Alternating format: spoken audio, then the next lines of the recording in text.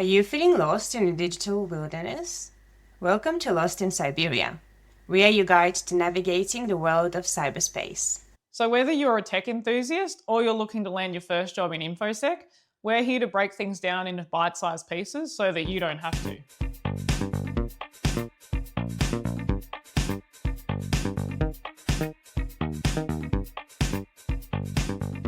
Welcome back to another episode of Lost in Siberia. We're your hosts, Annie-Mei and Anika. And today we just wanted to, do a little bit of a recap, but then also talk a little bit about what we've been up to recently, because we've done a lot. Yeah, I feel like I lived 2 years in a month. Yeah, March was a big month. Yes. We had CyberCon, we had... First guest, then our second guest. Yeah, we had Harry, our first guest from Phronesis Security, who was up in camp for CyberCon. Yes. And then we had Hortense from Volkis when we were, and I guess also we should also mention, we were invited to come to their presentation day in Sydney, so that was quite fun. Yes. And we interviewed Hortense, and then we had to do presentations as well. So I spoke about the Chinese Great Firewall. Yeah. And then I spoke about Australian cybercrime policing and delved a little into pig butchering. And I think it's called romance baiting now, or chargepont, I think. That's a very French pronunciation of a Chinese term. Is it Chinese? I am so sorry. I thought that was French. No, I actually don't. Well, I don't know how to. Yeah. I was like, okay. Yeah, I have no idea what that is. It must be French. No. No. It's okay. I'll look it up later. I know how it's spelled. It's like SHAZHU, and then I think pan or fun. Yeah. Oh, okay. Yeah. But I think they might call it romance baiting. But also we were on a podcast as well in March. Oh yeah, I forgot about that. Yeah, so we made our Lost in Siberia. We made our first guest appearance on a pod, which was very exciting. So we spoke at the AISA Cyber Voices podcast. Yes, with David Willett. Yes, and we spoke about 45 minutes after we just finished doing our presentation. So I was very brain dead. Yes, and very thirsty. Yeah, luckily there was water provided to us, because I was at the point where I was going, what is going on? Where am I? I'm like, I just need a minute to relax.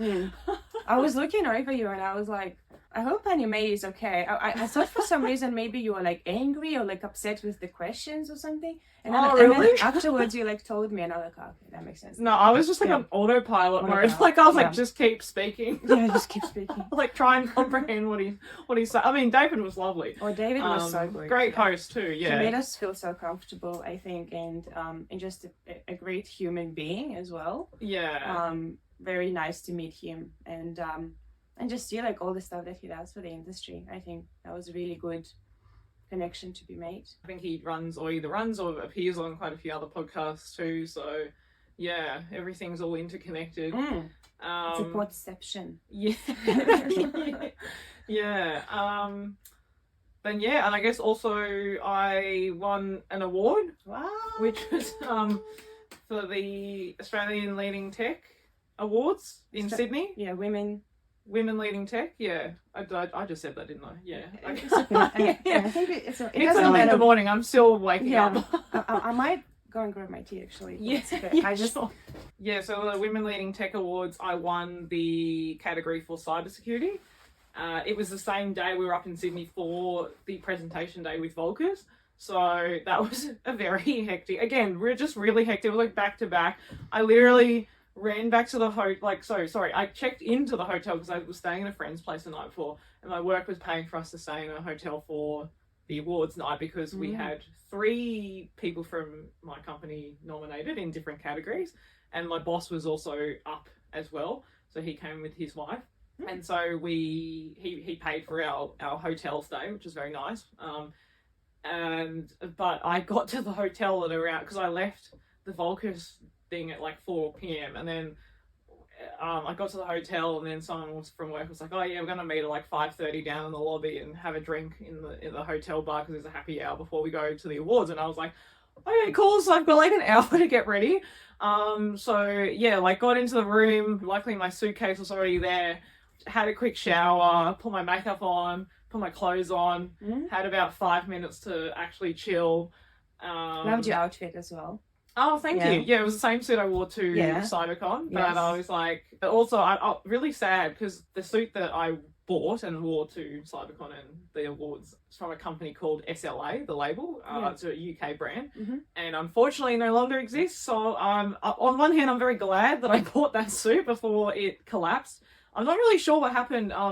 But the woman who's the CEO of that company, Sarah Ashcroft, because I followed her on Instagram, she just said, I don't know, something like a manufacturing error, like the manufacturing company had like kind of screwed them over, and I think she spent all of last year trying to save the company, but unfortunately she couldn't, and it was very sad because really cool, like because I heard her, the reason I found the company was because I was listening to her on a podcast actually, and she was being interviewed by Grace Beverly, and from what podcast was that for our listeners? Working Hard, Hardly Working. Yeah, which is a great podcast if you haven't listened to it.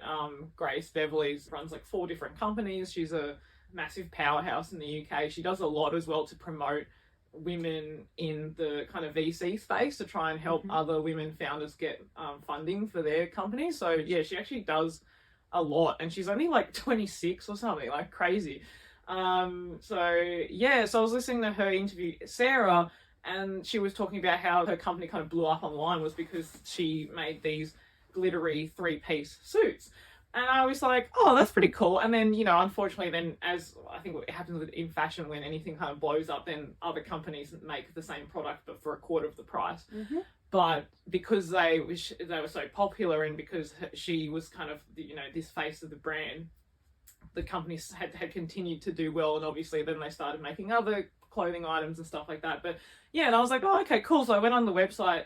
The first suit I bought, actually, I wore to the Australian Women in Security Awards last year, which was a gold suit. And that's also quite cool. That one, like, unfortunately, I found that a bit, well, not annoying, but it was just like there was so much glitter on it that everywhere you sat or touched, like there was just glitter like falling. So there was like, people were like joking that they knew how to find me because there'd just be a trail of like gold glitter to where I'd be.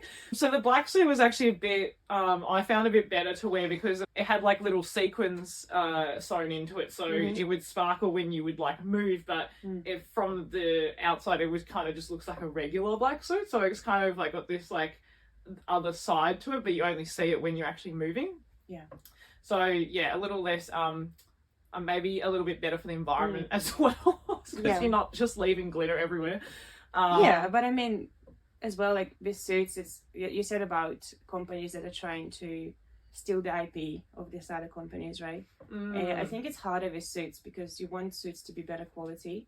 So it's harder to make them half the price because you have to make them good quality as well, and you have to have a good fabric and everything. I don't know much about it. Maybe I'm wrong. No, I agree though. But I think like if you're buying a suit, it's like an investment, right? It is. Because no one owns. Well, I mean, like obviously, except for really wealthy people. But I mean, I only have like a couple of suits. But yeah, so you're investing it for the long term, right? It's something you want to be able to wear. Like, you know, I know some men who wear their wedding suits to other weddings or to other formal occasions because that's the only suit they have. So yeah, exactly. It's like something you're planning to wear multiple times over your lifetime. But tell us how does it feel to, like, I know you've been nominated before for an award, but how does it feel to like actually like hear your name announced as a winner? Like, describe that moment. It was funny because I don't know, I think because I have been nominated before, I wasn't expecting to win. So I was sitting at the table and I think they just served entrees. So I was eating my burrata. My category was one of the few that had a highly commended. So they called out the highly commended winner first. And then so when they called out the highly commended, I was like, oh, well, I definitely haven't won. And so I'm just like eating my burrata, and then I hear my name called out, and I was like, oh shit, that's me. And then so I had to like put down my cutlery and then like quickly get up. And then our table was kind of like right at the back of the room. Like I'm talking like right at the back. Oh. And so I had to walk all the way to the front, obviously, and then go onto the stage. And the whole time in my head, I'm like, because I don't wear heels that much either. I was wearing like heeled boots, like, so they weren't too bad. But anyway, so in my head, I'm like, don't fall over. Do not like trip into someone's chair. You know, do not trip up the stairs. Like, you know, just making up there. The whole Jennifer Lawrence thing, right? Yeah. So I get up to the stage and, you know, I'm like, oh, okay, yeah, we're good. And then I shake the guy's hand, gives me the award. And then I have to go and make a speech. And then I'm like, oh, I was like, I had like obviously had thought about it just on the off chance that obviously I would have to give a speech, but I hadn't written anything down. Obviously we'd had a massive day in Sydney. I really had no time to think about it. So I get up on stage and I'm like, and it's funny because like I've given talks to small groups of people, right? But I've never been on stage in front of a large audience. But I actually found it less nerve-wracking because like it was really dark on stage. You can't really see that many people. Like you can see like the first couple of rows and then that's it. And then everyone's also kind of eating and stuff. And then you go, I was like, what can I say that's going to actually be impactful? And then I thought about it and I thought, you know what? I'm just going to say, I guess, what I wanted to say for a long time, I guess, but just hadn't had the opportunity to say, which was like I wanted to dedicate this award to a toxic boss that I had in the past. And then so I did, so I said that, and I said, I want to dedicate this award to him, and I as I said, this is a big FU for I guess making me feel like I didn't belong in the industry or whatever. And then the whole room like erupted. And I was like, okay, well this is obviously very relatable to a lot of people. Unfortunately, exactly. It is, but it's actually terrible because when you think about it, it's like so many people have had a terrible experience in the workplace, and you spend so much time at work, so it's like that really does take a toll on you. Unfortunately, I've been in a few different toxic work environments, and when you trauma bond with a lot of your workmates they've also been in other places where they've also had really bad experiences, and it really, you can't even focus on the work, which is like the worst part, right? It's like you're going to work feeling stressed and anxious, but it's not even about work, it's about stupid stuff or stuff that shouldn't be impacting you. And so I think like people were coming up to me like later in the night, being like, oh my god, like great speech, best speech of the night, it's so nice to hear, like it was very refreshing to hear, like blah blah blah. So and it made me think, I'm like, when you have those opportunities to actually, I think it's about, obviously you want to be grateful for receiving the award and for everyone who's helped you along the way, but it's also about like how do you make it relevant to everyone, and I guess like what does it mean personally to you. And I think for me it was about nearly leaving the industry after my first job in cybersecurity, but then deciding to stay, also knowing that there are a lot of really supportive and great people in the cybersecurity industry. But unfortunately I didn't see that at the start. And I think like obviously now that I have a good network and I know lots of people, there are plenty of people who are willing to help me and support me along the journey. And I think that's why I've been so passionate about giving back as well, because I know how hard it is to be in this industry, but also as long as you're willing to look for the right people and find the right people to help you, there are a lot of great people. And unfortunately, it's a minority of people who aren't nice, but unfortunately those people can make a big impact on your career if you end up working with them or end up having to interact with them in some way. The conditions kind of aligned for that to happen, and this just happened. It's not necessarily but it's not just cyber, of course. Like there are a lot of industries where this unfortunately happens. Oh, of course. We have but I feel like with the gender gap as well, there are a lot of male dominated industries, of course, where it happens, but the other way around as well, where it's women dominated industries. And I've heard a lot of things, people that I know who've worked in, say, fashion or just from Hortense, I think, the other day. And about the burnout and the hustle culture. It was very interesting to hear. Kind of reminds me of Devil Wears Prada. Yes, like, I know. Where Annie's just like so burnt out, and then like impacts her relationship, impacts like all aspects of her life. But So I she's like, think, she's yeah. hooked on it. She's loving it. She's like, She loves it until she Yes, realizes yeah. what is all this actually worth, you know. oh, what a great film! I have goosebumps. It's like one of my favorite. Same. It's like literally, Yeah. I think I have like 2 or 3 movies that I can watch Yeah. on repeat. Yes. And that's one of them. Yeah, absolutely. Yeah. 100%. Yeah, quoted and you know, in the end, it's just like everyone wants to be like us, and Yeah, and then And she then- just like gets out of the cab. Yeah. and throws the phone. Like I'm not a fan of like the fact that she's throwing her phone in the water. Because you know, it's been 10 years, right? I think more than 10 years, definitely more than 10 years, or maybe like 12 Yeah, it now. would have been, Yeah. But I mean, polluting the thing and everything. But I don't think it was a major issue then. And remember they had like flip phones as well. I think she Yeah. had a flip- Oh, no, I think she had a BlackBerry. Oh, BlackBerry. Yeah. Oh, Actually, I think, yeah. But also the weird part was that she threw her phone into the fountain, but then it was still ringing. oh yeah. Because wouldn't it have died? Well, I mean, they made phones much better than that. Oh, that's true. Actually, yeah, if it was an iPhone or a whatever they have now, like, yeah, it Yes. probably would have actually just been like automatically turned Yeah. off. Yeah. Whereas back then, like Nokia is like, Yeah. nah, like, Like, this it's is like making a hole in the fountain, you know, drilling down to the lava. you come back and the fountain's like caved in on itself. Oh my god. But yeah, it's just so relevant still. Like the movie just aged incredibly well.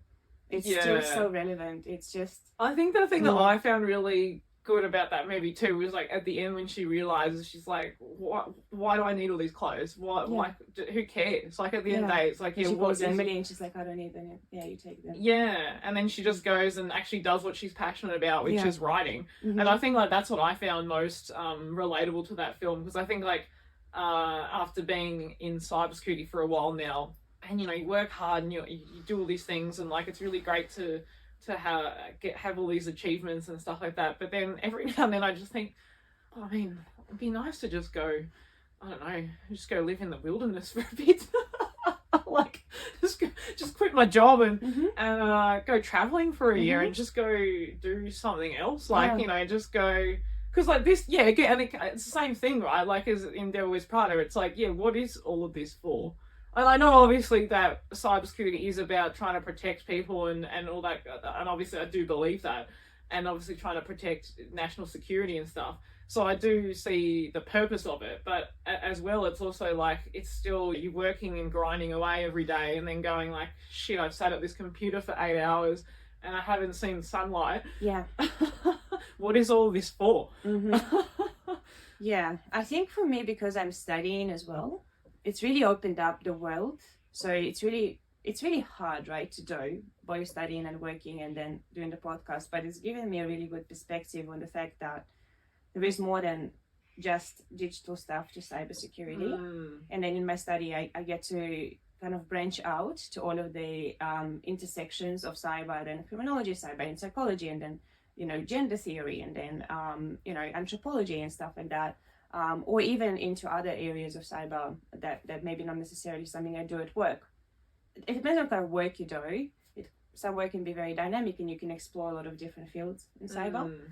But a lot of it will be kind of, you know, you do this and that's it. Like, you're being paid for that. And I think for me specifically, my brain will just die. If it does that, it's just like, oh, we've done this yesterday. You know, why are we doing this again? You know? And it's been really helpful. Exhausting, but really helpful to see the world. So through that cyber and then criminology lens. But yeah, I actually still have a lot of times when I'm like waking up and it takes me a good like half an hour, and being like, it would be nice to just sit outside with my cup of tea, turn off the phone. I don't have a fountain nearby, so I'm just gonna turn it off and just put it. Because I don't have a Nokia, right? I don't have a Nokia at home. Yeah. Yeah, and just like read I have physical books that I read, obviously, but you know, not just read it like 5 minutes before bed, but actually like spend the whole day reading, or travel to a country that I really want to go to, and I really want to do like a scuba diving trip, you know, and just go to cool. Yeah, like Thailand or something. Yeah, I want to get my license properly and not just continue going on the first lesson dives and just get a lot of guides this way. I've only done a dive once, and it was just one of those like intro ones. Yeah. So if you don't get a license, you have to just like do the intro all the time, and you can't go past a certain depth. Yeah, which is very annoying. And you have to go with an instructor. Yeah. But when I brought my dad in, he didn't understand, the English instructions. So when they kind of finished the instruction underwater, and he went like this, my dad thought that was the sign to just swim freely. So he just, so he just like, okay, we'll see you guys later, and just swam off and left the whole group behind. Wait, did your dad already know how to scuba dive? Is that? No, that was his first time, and it was actually okay, cool. So you guys have fun. Yeah, and I think that the instructor said that was one of the oldest people. Like my dad was like 45 or 42 at that stage.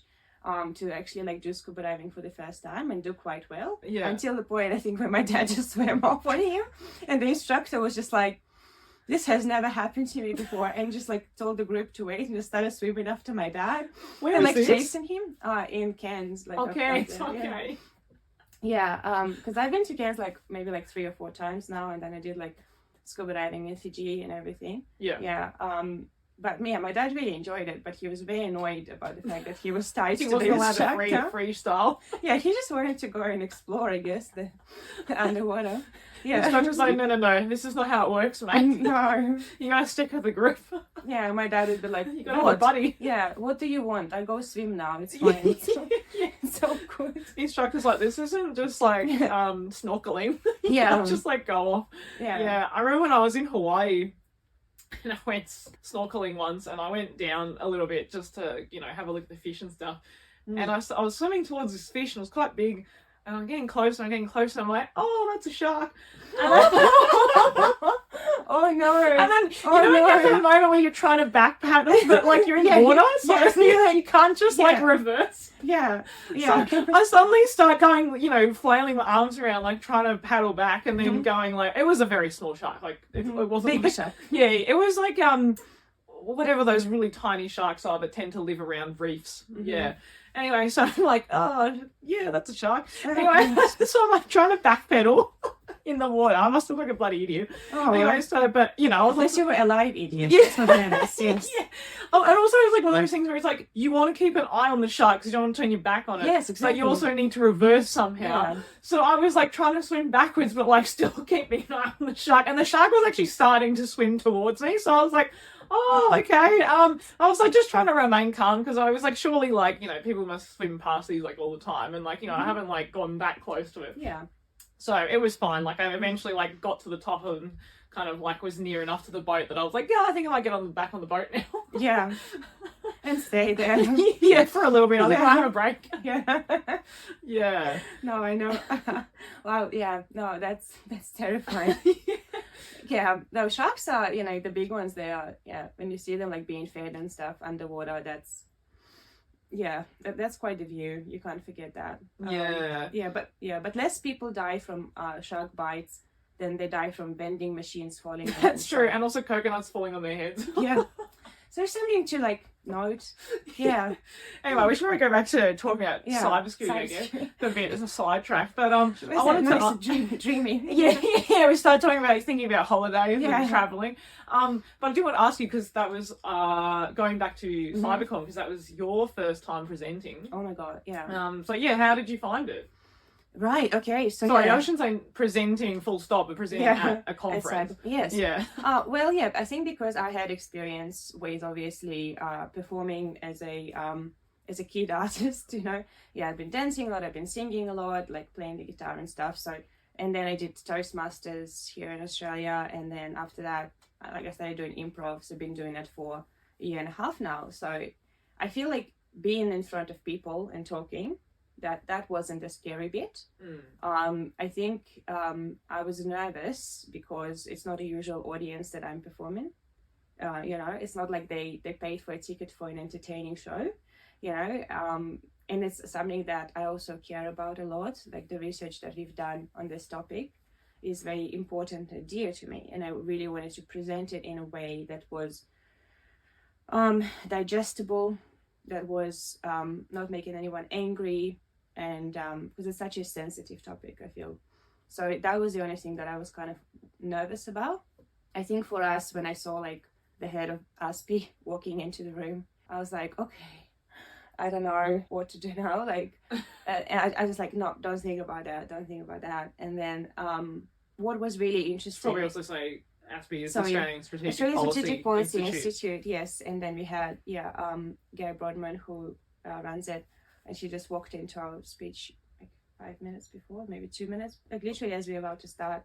And I was like, oh my God, that's like the best thing ever. So yeah, fun fact, in your body, excitement and anxiety feels the same way. Yeah, so you might be just very excited about the way that you're feeling about certain aspects.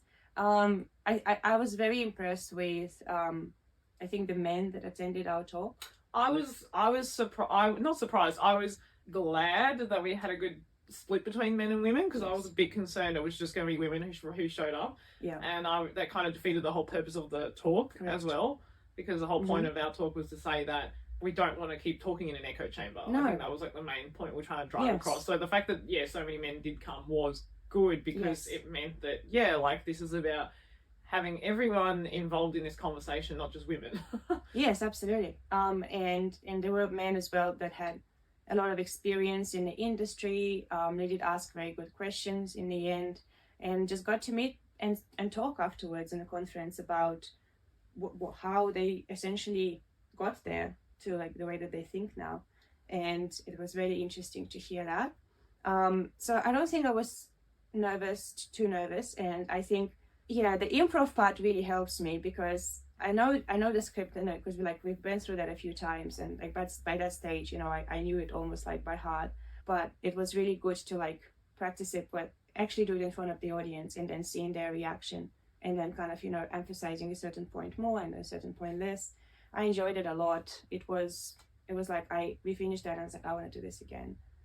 I had so much fun. And and I pretty much started thinking about what's the next CyberCon, what's the next conference, what is the next thing I can talk about, because I feel like it's not anxiety, but it's the feeling that I have. It's a bit dumb, maybe, but I feel like what I'm talking about, everybody already knows that, which is weird, because I didn't know it when I started studying it, so why would they? And B, it's nobody wants to hear that. And especially I think in our presentation day, because I spoke about a topic that I researched so much and all the time, and I was like, this is in Sydney, but the Sydney, the cybercrime and the pig butchering one. And in my head I literally like caught that thought of, well, I already know all that stuff. And then so that's why sometimes I will actually ask, and I'm like, oh, do you know about this, or have you heard about this? And I go, no. And I'm like, oh, okay. And then you see actually people that they'll stop doing something and they start paying attention to you talking. And that's the best feeling. And you go, no, they actually are interested and they're listening to me. And so it's like this preconceived notion, whether it's erroneous or not, I don't know. But maybe it is. Maybe it's not useful in this context. It's really helping actually going there and then presenting and doing that, even though you feel this way. It's really helpful to refute these thoughts that you have and the feelings that you have, and saying, actually, no, I have something to say. I've been doing a lot of research on this and a lot of work, and I think my view is interesting. We want to hear it, and if you find it interesting, awesome. And it's not, and it turns out to be this way, that they do like it, they do find it interesting, they do find it helpful. And I think it really helped me with feeling this way, and justified what I do, and which is what I really like doing, and researching and talking about it. Yeah, and I think like it was good too, because of the present, like you didn't even like have anything prepared, like you just started talking. You were just like, hey, you guys know about this? Okay, cool, well, let me tell you about it. And you just started talking.